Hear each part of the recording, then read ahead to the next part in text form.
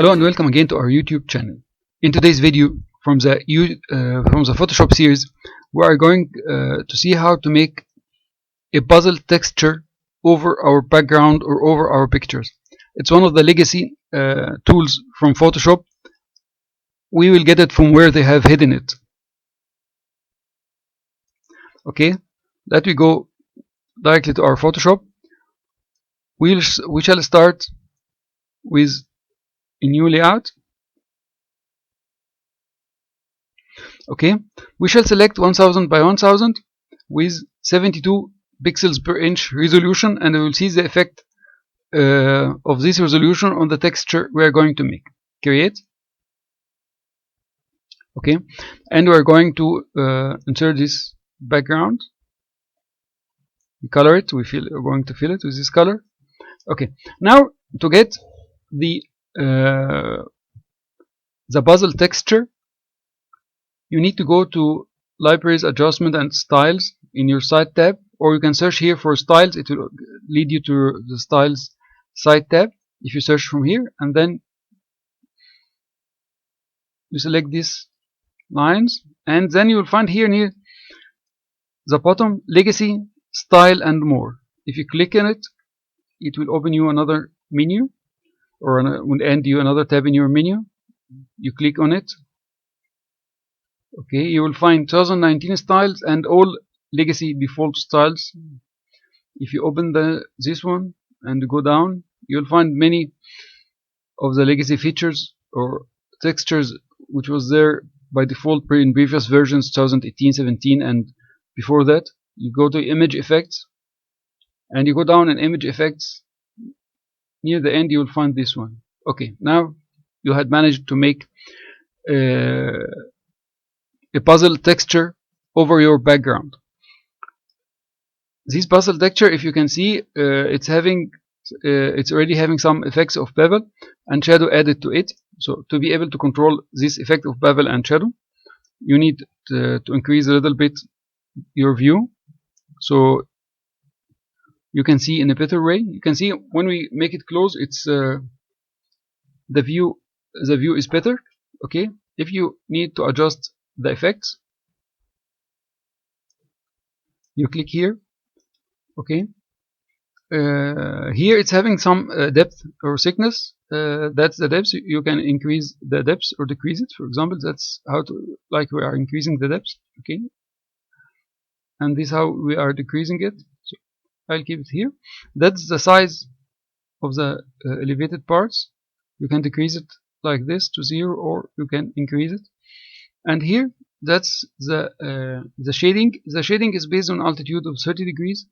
There's very one interesting. If I make it 0, you'll say that you will see as if it is flat.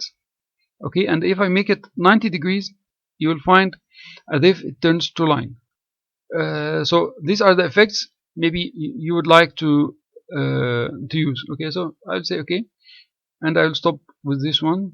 I will turn to the to its original view, it on screen. Okay, you see that when we decreased the image, now it's like a shadow behind the image. Okay, and now I need to show you one trick. If I go to again to open file and make a new layout, 1000 by 1000 again, but I will increase the resolution to pixels per inch. Create. Okay, view, I'll fit it on the screen so it comes to the same size as the previous one, and then I will apply again my effect. You can see the effect is applied, but you cannot see it because there is no color to make it's an empty screen, so there is no color to make these grooves on it. If I make like this, you can see now it's different because it's texture. So the texture is having some fixed size from Photoshop, and this fixed size will depend on the resolution of the pixels you are having for your project. So if you click again on the effects, bevel and shadow, okay, you can still make this one as we've seen the last time 0. Okay, you can make it 90 to make the effect of lines. Okay, you can change the angle here. You can change the depth to increase its the boldness of you can see this one is increasing the boldness of the color, its size. You can increase the size from here. And you can, like this, it will be gone completely. So I will go to this one, for example. Okay. Now you have this one. Suppose that now I need to use this texture over a picture of mine. So you have two things. Either you will embed your picture inside the frame, and then you will apply its effect on it. We are going to see this now. So if I'm going to File, New, okay, and I will create a new one. I will start also with a let's start with a 300 directly now. Create. Okay, that's a new one. And here I'm going to embed an image. Okay, we can start with this image. It's embedded. So you can extend a little bit. Okay, and now I'm going to apply this texture on it. You can see it's coming like the puzzle texture effect. Okay, and also you can play with the bevel and impose. It's coming with its standard settings. Okay, you can change it again. You can make this one as 90. If you like to make it as lines, like this one, you can see, like this one, and you can increase the depth if you like the lines to be more hard lines.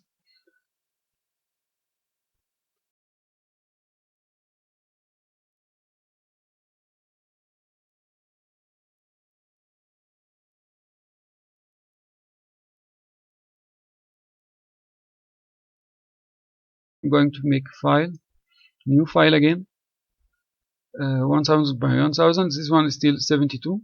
I will create. Okay, and then I will embed the same image again. File, Place Embedded, Place. Okay, we'll extend it again, and I will apply the puzzle effect. Okay, you can see it's coming based on the pixels per inch, which is of the image size of the background.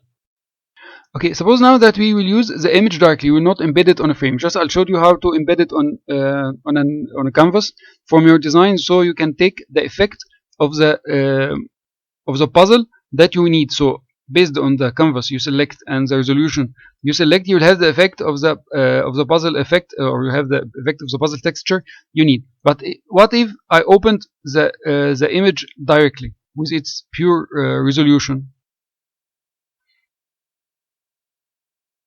Okay, and I will apply to it the effect again.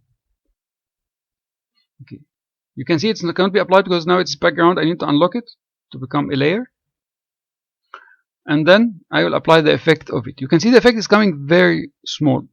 Why the effect is coming very small? Because if you come to image size, you can see that the image is a big one. It's 3000 by 4000 pixels, but still its resolution is 72. If I will cancel this one, I will undo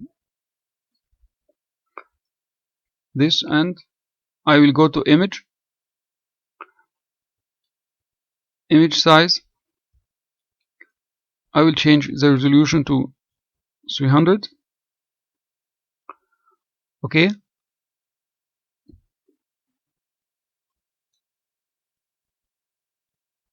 I will turn it again to fit to the original size. So I need to make this, I need to remove this reassemble, and I make here 300, and I keep the original size. Okay, now I need to apply.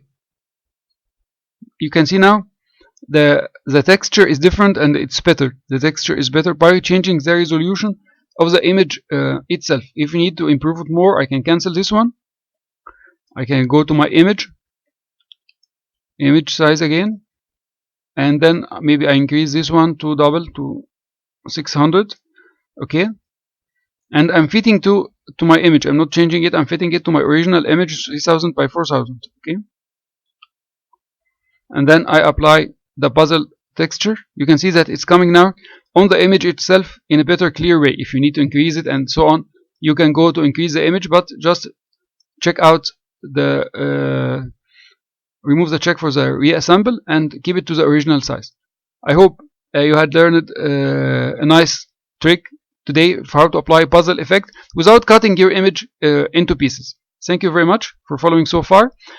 Share, subscribe, and join our channel. Like our videos. Leave us comments if you have any new ideas for us. Thank you very much.